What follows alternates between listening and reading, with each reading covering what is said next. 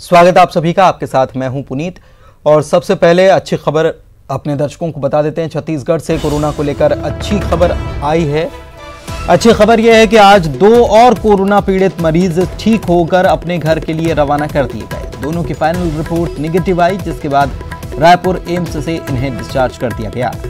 अब राज्य में कोरोना पीड़ित मरीजों की संख्या घटकर बिल्कुल 3 पर पहुंच गई है। इन लोगों का रायपुर के एम्स में इलाज चल रहा है। छत्तीसगढ़ में कुल 37 मरीज कोरोना के अभी तक सामने आ चुके हैं और जिनमें से 34 स्वस्थ होकर अपने घर जा चुके हैं। 3 लोग अपना इलाज करा रहे हैं। खास बात यह भी कि 72 घंटे में कोरोना का एक भी पॉजिटिव केस सामने नहीं आया।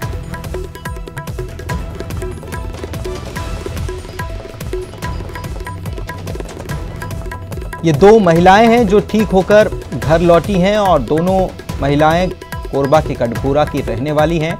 आपको बता दें कि इनकी बच्चियों की देखभाल अस्पताल प्रबंधन की तरफ से की जा रही थी। नर्सेस इनका ध्यान रख रही थी क्योंकि एक की बच्ची 3 साल के करीब है और एक महिला की बच्ची की उम्र जो है वो 22 महीने है। दोनों छोटी छोटी बच्चियां थीं और उनका ख्याल अस्पताल प्रबंधन की तरफ से रखा गया था और इसकी तारीफ भी की थी केंद्रीय मंत्री डॉक्टर हर्षवर्धन ने और ट्वीट इसको लेकर किया था। तो अब ये महिलाएं स्वस्थ होकर अपने घर लौट रही हैं अपनी बच्चियों को लेकर। अच्छी बात ये थी कि इन बच्चियों की रिपोर्ट निगेटिव आई।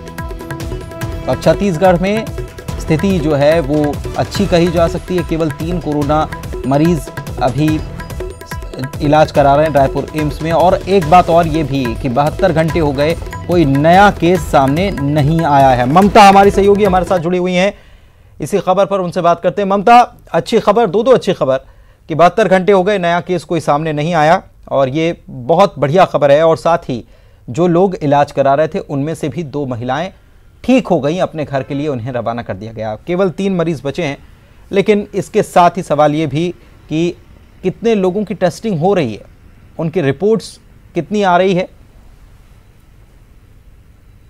देखिए, लगातार जो है वो जिले वाइज टेस्टिंग की जा रही है और जो भी संभावित लग रहा है उसकी टेस्टिंग की जा रही है। लेकिन ये जो बड़ी राहत बड़ी खबर ये है कि ये जो 2 लोग डिस्चार्ज हुए हैं, जो महिला मरीज डिस्चार्ज हुए हैं, वो उनके 2 छोटे बच्चे भी थे और अब जो है सिर्फ 3 पॉजिटिव केसेस हैं वो बचे हुए हैं। दूसरी बात यह है कि अभी जिस तरह से कोटा के जो बच्चे हैं वो थोड़ी देर पहले यहाँ पर पहुंचे हैं, तो अब उनकी भी टेस्टिंग की जाएगी। उन्हें क्वारंटाइन किया गया है, अलग अलग जगहों पे लोगों को क्वारंटाइन किया गया है। तो लगातार जो पहली रिपोर्ट जिस तरह से अभी तक की अगर हम बात करें तो ये अच्छी बात है कि कहीं भी जो है अभी पॉजिटिव केस नहीं मिला है, बल्कि एम्स में जो मरीज भर्ती हैं वो ठीक हो चुके हैं। उसमें से लगातार जो पेशेंट है वो ठीक हो रहे हैं और अब सिर्फ 3 मरीज जो है वो बचे हुए हैं। जो मेल नर्स जो है वो जो एम्स का जो पॉजिटिव पाया गया था उसके बाद और डर छा गया था कि क्या वो जिनके भी संपर्क में आए, क्योंकि वो आइसोलेशन वार्ड में वो उनकी ड्यूटी थी और उसके बाद वो एक होटल में प्राइवेट होटल में वहां पर ठहरे हुए थे, वो आसपास जिन लोगों के भी संपर्क में आए, यहाँ पर भी डर ये आ रहा था कि क्या उनसे तो संक्रमण नहीं फैला है, क्योंकि अगर एम्स का स्टाफ ही अगर संक्रमित मिल जाए तो उसके बाद जाहिर तौर पर एक दहशत तो होती है। बहुत बहुत शुक्रिया आपका इस जानकारी के लिए। राजस्थान के कोटा में पढ़ने गए छत्तीसगढ़ के छात्र लौट आए हैं। आज सुबह रायपुर, बिलासपुर और कवर्धा में छात्र अलग अलग बसों से पहुंचे। रायपुर में 709 छात्रों को क्वारंटीन किया जा रहा है। इन छात्रों को 4 अलग अलग स्थानों पर रखने की व्यवस्था की गई है। प्रयास कन्या विद्यालय में 216 छात्राओं को रखा जा रहा है। ज्ञानगंगा नरदहा में 112 छात्रों को रखा जा रहा है। NH गोयल स्कूल में नरदहा में 100 छात्र रखे जा रहे हैं, जबकि प्रयास पलास छात्रावास में 281 छात्रों को रखने की व्यवस्था की गई है। इसके अलावा बिलासपुर में भी कोटा से 400 छात्र लौटे हैं, जिन्हें 4 अलग अलग हॉस्टल्स में क्वारंटीन करने की व्यवस्था की गई है। कवर्धा में भी रायपुर और महासमुंद के छात्रों को क्वारंटीन किया गया। इन सभी छात्रों की जांच और निगरानी के लिए स्वास्थ्य विभाग ने विशेष व्यवस्था कर दी।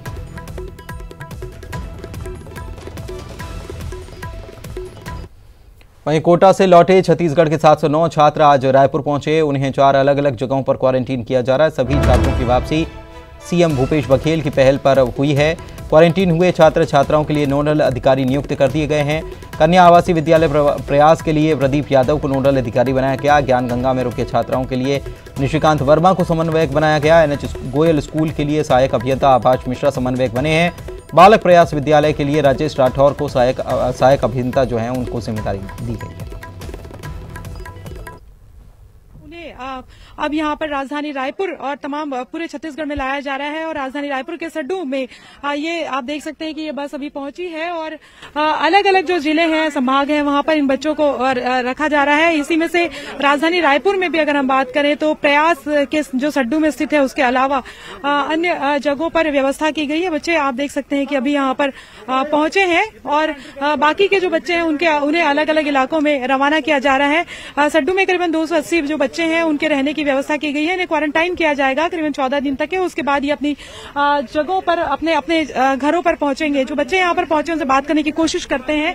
वहाँ पे बस दिन काट रहे थे कब निकलेंगे टाइप का, पढ़ाई वढ़ाई वहाँ पे ज्यादा कुछ हो नहीं रहा था, बस दिन ही काट रहे थे। फाइनली छत्तीसगढ़ गवर्नमेंट ने कुछ किया तो जैसा से आ गया। मैं बिलासपुर से हूँ। सर यहाँ पर कहाँ के बच्चों को ठहराया जा रहा है? यहाँ पे 4 डिस्ट्रिक्ट है मैडम। यहाँ पर है बिलासपुर, जांजगीर चांपा, राजनांद, ये कौन सा डिस्ट्रिक्ट है सर? रायगढ़ था ना, रायगढ़ और कांकेर। 4 जिले। 4 जिलों के लिए क्वारंटाइन यहाँ 282 बच्चे हैं। अभी 281 हम लोग को नाम दिया गया है। उसके बाद और नए बच्चे आएंगे तो उसको भी यहीं रखेंगे। अभी तक निर्देश है 4 जिले के जो बच्चे हैं उनकी व्यवस्था की गई है। ये तो प्रयास है, लेकिन प्रयास के अलावा सर, प्रयास के अलावा और कहाँ व्यवस्था की गई? NH गोयल, ज्ञानगंगा और कोटा में जो इनका हॉस्टल प्रयास के 10 हॉस्टल है, 10 को वहाँ रखा गया है। 10 हॉस्टल पे 4 जगह पे। तो करीबन 700 क्या नाम है आपका? 282 नहीं, टोटल 4 जगह वहाँ का आइडिया नहीं है। यहाँ के इस सेंटर में 282 है। पता नहीं है मैडम हम लोग। तो ये 4 जगहों पर इन बच्चों को ठहराया जा रहा है और लगातार जो है ये बसें आ रही है और इनसे बच्चों को उतार करके पूरी व्यवस्था की जा रही है। कैमरा पर्सन राजेंद्र के साथ ममता लांजा, न्यूज 18 छत्तीसगढ़ रायपुर। राजस्थान के कोटा से छात्रों को लेकर बसें आज सुबह कवर्धा भी पहुंची। अलग अलग जिलों के लिए सभी बसें रवाना हो गई। रायपुर और महासमुंद के छात्रों को क्वारंटीन किया गया। ये सभी छात्र 14 दिन के लिए क्वारंटीन किए गए। इनके लिए बोडला और कवर्धा के हॉस्टल में व्यवस्था की गई है।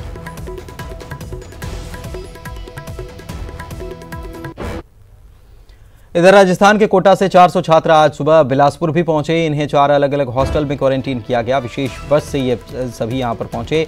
पहले इनकी स्क्रीनिंग की गई। सभी छात्र दुर्ग संभाग के रहने वाले। इनकी निगरानी के लिए मेडिकल टीम का गठन भी किया गया है। रास्ते में किसी भी तरह की परेशानी नहीं हुई। प्रशासन जिस तरह से सहयोग किया, प्रशासन ने पहल की सभी बच्चों को कोटा से लाने की, किस तरह से देखते हैं उसको?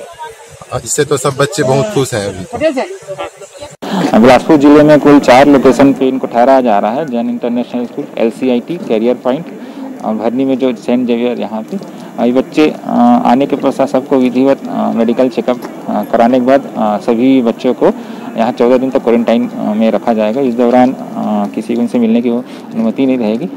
जो भी स्टाफ इनको लेके साथ में आया वो भी यहाँ पर क्वारंटाइन रहेंगे 14 दिन। तो सबसे पहले अभी एक बस आई है, उसमें से बच्चों को उतारा जा रहा है। उसके बाद में उनकी पूरी स्क्रीनिंग होगी, टेस्टिंग होगी। टेस्टिंग होने के बाद में यहाँ पर जो 5 केंद्र बनाए गए हैं, जिसमें एक है यहाँ जैन इंटरनेशनल स्कूल, एक है saint Xavier school, career point है, जगदीश लॉज है और लक्ष्मी नारायण में जो वहाँ पर डेंटल कॉलेज है, वहाँ पर इन बच्चों को शिफ्ट किया जाना है।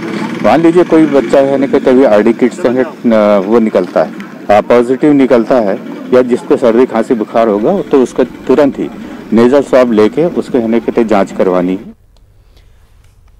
और इधर जशपुर में बगीचा थाना क्षेत्र के रौनी घाट में एक शख्स की बाइक चलाते वक्त मौत हो गई। दरअसल महेंद्र राम के 3 भतीजे लॉकडाउन की वजह से रायगढ़ में फंसे थे और वो पैदल ही रायगढ़ से जशपुर जा रहे थे। जिन्हें लेने के लिए महेंद्र अपने एक साथी के साथ बाइक से रायगढ़ जा रहे थे। इसी दौरान झपकी आने से बाइक गड्ढे में जा गिरी, जिसके बाद एम्बुलेंस से उन्हें अस्पताल लाया गया, जहां पर इलाज के दौरान महेंद्र की मौत हो गई। महेंद्र बलरामपुर की कुसमी से रायगढ़ जा रहे थे। मतलब ये लड़के लोग काम करने के गए थे, तो लॉकडाउन में इन लोग फंसे हुए थे। तो हम लोग इन लोग को लेने के लिए जा रहे थे। इन लोग फ़ोन किए कि हम लोग रास्ता में हैं, कहते हम लोग लेने के लिए जा रहे थे। फिर हम लोग सुबह 4 बजे निकले थे। फिर हम लोग यहाँ आए, फिर ये अचानक ये उसको आँख लग गया, उसके बाद गड्ढा में गाड़ी को डाल दिया। मृतक महेंद्र स्वयं एक्सीडेंट होकर के मौत होना पाया गया है। अभी तक नींद में था सर। हाँ, ये इसका जो प्रार्थी है ये बता रहा था कि देर रात तक जगे थे और मृतक गिरने के बाद ये बताया था कि मुझे नींद आ गया था और मैं गिर गया हूँ। धमतरी में सोशल डिस्टेंसिंग उल्लंघन पर कार्रवाई के मामले में जिला प्रशासन ने चंद घंटों के अंदर यू टर्न ले लिया। पहले 25 अप्रैल को खंडेलवाल सोनोग्राफी पर 1 लाख रुपए का जुर्माना लगाया गया, लेकिन 27 अप्रैल को इसी अर्थदंड को दान बताया गया। इसके साथ ही सोनोग्राफी सेंटर के संचालक डॉक्टर रमेश खंडेलवाल को कलेक्टर ने आभार पत्र दे दिया। प्रशासन के इन दोनों फैसलों का जिला जनसंपर्क कार्यालय ने बाकायदा प्रेस नोट भी जारी किया था। 24 अप्रैल को जब खंडेलवाल सोनोग्राफी में सोशल डिस्टेंसिंग के उल्लंघन की शिकायत मिली थी, इसके बाद एसडीएम, एसएचओ और डीएसपी अपने दल बल के साथ गए थे और सोनोग्राफी सेंटर के खिलाफ कड़ी कार्रवाई की बात कही थी, लेकिन जुर्माने के तौर पर लिए गए 1 लाख रुपए को प्रशासन अब दान बता रहा है।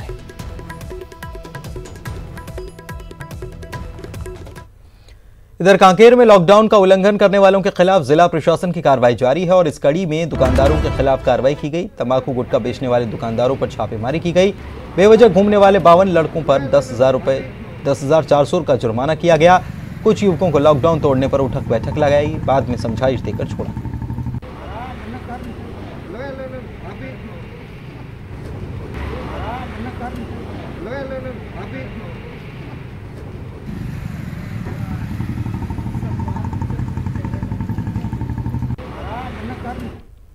गरियाबंद में लॉकडाउन का पालन करवाने को लेकर जिला प्रशासन गंभीर है। जिला प्रशासन के द्वारा लॉकडाउन तोड़ने वालों पर कार्रवाई हो रही है, चाहे बात लॉकडाउन का उल्लंघन करने वाले दुकानदारों की हो या फिर बगैर मास्क पहने घर से निकलवाने। जिला प्रशासन सभी पर सख्ती से कार्रवाई कर रहा है। ऐसा ही नजारा जिला मुख्यालय में उस वक्त देखने को मिला जब बिना मास्क पहने 2 बाइक सवारों को नायब तहसीलदार ने उठक बैठक करा दी। दोनों ने 10-10 उठक बैठक की और आगे से बगैर मास्क के घर से बाहर न निकलने का भरोसा।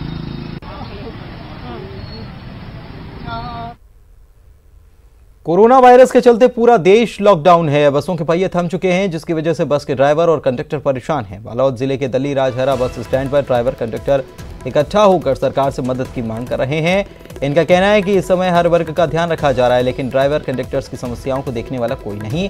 बस मालिक भी ध्यान नहीं दे रहे। इन्होंने अपनी मांग को लेकर मुख्यमंत्री के नाम ज्ञापन दिया।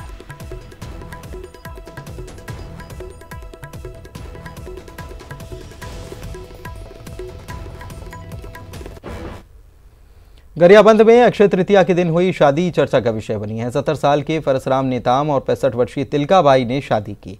इस शादी की सबसे खास बात यह थी कि दोनों 45 साल से पति पत्नी हैं और दोनों के बच्चे भी, और अब नाती पोते भी हो चुके हैं।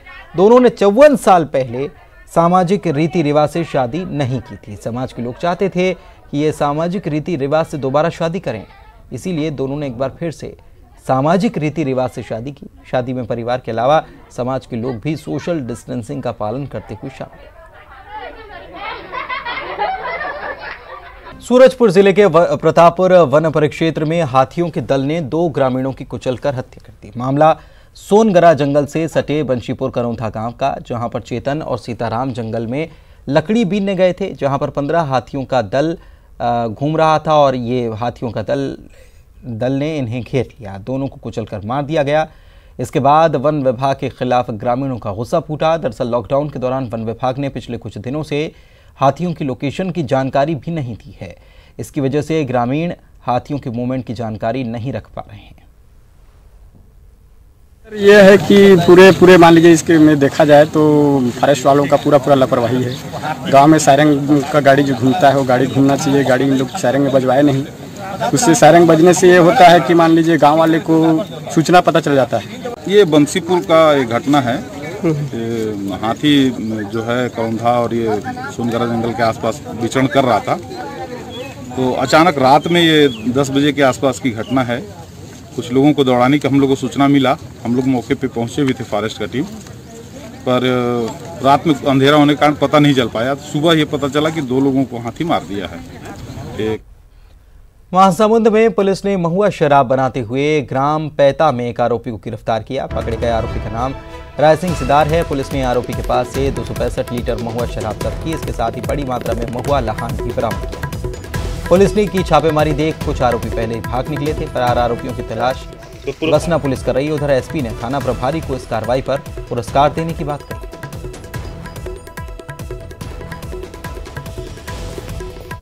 बसना का मामला है। पीएस बसना में पैता करके एक गांव है। पैता में लगातार सूचना मिल रही थी वहाँ से कि वहाँ पे बड़े स्केल में वहाँ पे शराब बनाने की कार्रवाई कर रही है। इसी सूचना पर पे भोर में थाना प्रभारी वीणा यादव की टीम यहाँ पे रेड कार्रवाई में निकली थी और वहाँ पे एक राय सिंह सीदार हैं, उसके खेत के बाड़ी के पीछे एक पहाड़ी नुमा टेकरी है, वहाँ पर एक बड़ी मात्रा में वहाँ से अवैध शराब मिला है, जो कि वहाँ पे काफ़ी शराब बनाने की वहाँ पे सामान की जब्ती हुई है और तकरीबन मौके से 265 लीटर शराब जब्त हुई है और साथ ही वहाँ पे 3 मोटरसाइकिल। इस कोरोना काल में लॉकडाउन के दौरान अंदरूनी इलाके के लोगों के लिए महुआ का पेड़ वरदान बना हुआ है। कांकेर के अंदरूनी इलाके आमाबेड़ा के ग्रामीण महुआ बीनकर अपना दिन गुजार रहे हैं और इसी महुआ को बेचकर अपने परिवार का भरण पोषण कर रहे हैं। ये महुआ के पेड़ को भगवान मानते हैं और इसके फूल, फल, पत्ते और लकड़ी इनके जीवन में काम आते हैं। महुआ पेड़ बना बस्तरियों के लिए एक करोड़ वृक्ष। जी हाँ, हम महुआ पेड़ का बात कर रहे हैं क्योंकि इस महुआ पेड़ से इस बस्तर के बस्तरिया, इस बस्तर के जनजीवन, इस महुआ पेड़ से इस क्षेत्र के लोगों को खासा आमदनी होती है। कहा जाता है ये जो महुआ पेड़ है, इस महुआ पेड़ से, इस महुआ का फूल से उन्होंने रस निकालते हैं। इस जिस रस से वो अपने गुड़ बनाते हैं, उसकी जो फल है उसको टोरा वो कहा जाता है, उससे वो तेल पीटते हैं। इसका जो पत्ता है उससे दोना बनता है। इसका जो लकड़ी है उससे वो आगी जलाते हैं। कुल मिला के कहा जा सकता है कि बस्तर का जो महुआ पेड़ है वो यहाँ के कल्पवृक्ष वृक्ष के रूप से लोग जानते हैं क्योंकि इनकी जो जीवन है इस पेड़ से जुड़ा हुआ है। जीवानंद हालदार, न्यूज 18 छत्तीसगढ़, आमाबेड़ा।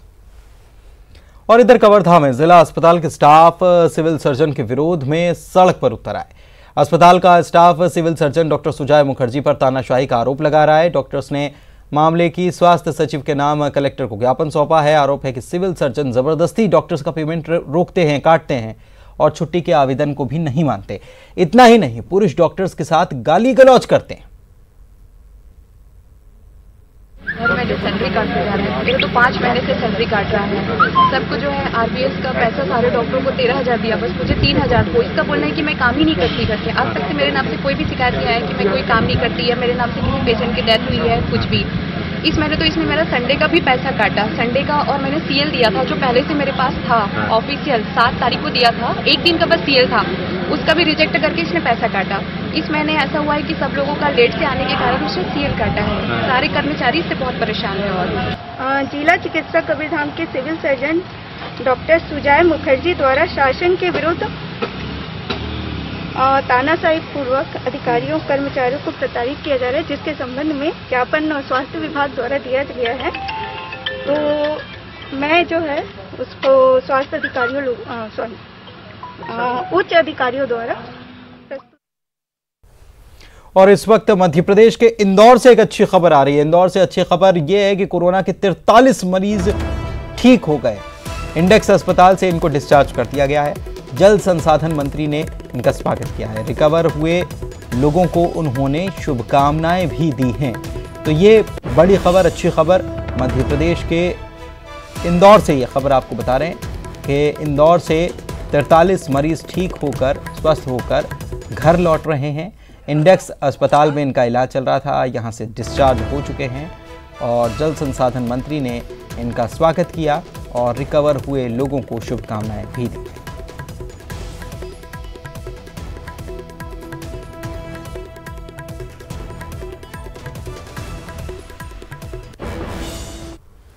इधर भोपाल के क्वारंटीन सेंटर में म्यूजिक थेरेपी चल रही है। कोरोना संदिग्ध लोगों का मनोरंजन किया जा रहा है और उनका हौसला बढ़ाया जा रहा है। इंतजाम सरकार की तरफ से किया।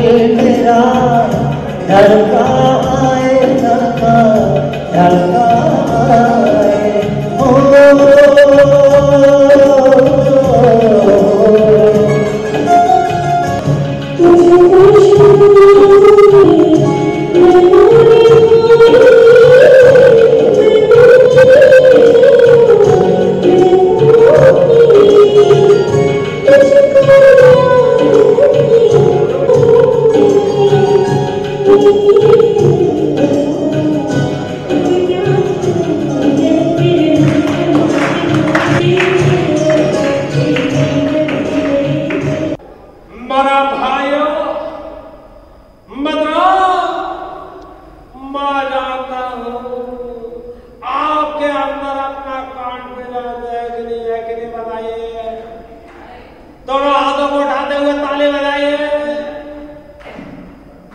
बजाइए,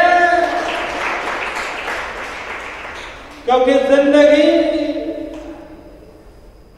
एक, देखिए ये लोग आइए, इनके लिए भी ताली बजा दीजिए। सबका स्वागत आपको करना है मतलब। अच्छा पीछे मामा जी लगे हुए, इनको भी ले आए आपका मेरे बहनों भाई, बोलो नर्मदा मैया की जय। एक बार दोनों हाथों को उठाते हुए बोले नर्मदा मैया की जय। मेरे बहनों भाइयों, मेरे भाइयों, आप लोग बिल्कुल चिंता मत करो, आपका मामा है, बस आप मोदी जी का कहना मानो, सुरक्षित रहो, अपने अंदर का आत्मविश्वास हमेशा जिंदा रखो। मध्य प्रदेश में क्वारंटाइन सेंटर्स में रखे गए कोरोना सस्पेक्ट्स के मनोरंजन के लिए सरकार की ओर से एक अनूठी पहल की गई है। हम एक ऐसे ही क्वारंटाइन सेंटर्स में मौजूद हैं जहां पर तमाम जो कलाकार हैं, चाहे वो संगीत के ज़रिए हों, अपने हास्य के ज़रिए हों, वो यहाँ पर मौजूद हैं और उन लोगों का मनोरंजन कर रहे हैं जो इस क्वारंटाइन सेंटर्स में रखे गए हैं। मैं अपने कैमरा सहयोगी से कहूँगा कि वो उन तमाम लोगों को भी दिखाएं जो यहाँ इस वक्त क्वारंटाइन सेंटर्स में रखे गए हैं। दरअसल इस पहल के पीछे का जो मकसद है वो ये है कि यहाँ पर आने वाले जो लोग हैं वो अपने क्वारंटाइन वक्त में अवसाद के शिकार ना हो, उनका मनोबल किसी तरीके से कम ना हो, पूरे दिन भर की दिनचर्या में थोड़ा सा मनोरंजन अगर उन्हें मिलता है तो फिर वो अपने आप को और बेहतर स्वस्थ रखने में सफल हो सकें। कैमरामैन दीपक के साथ सरस श्रीवास्तव, न्यूज़ 18 भोपाल।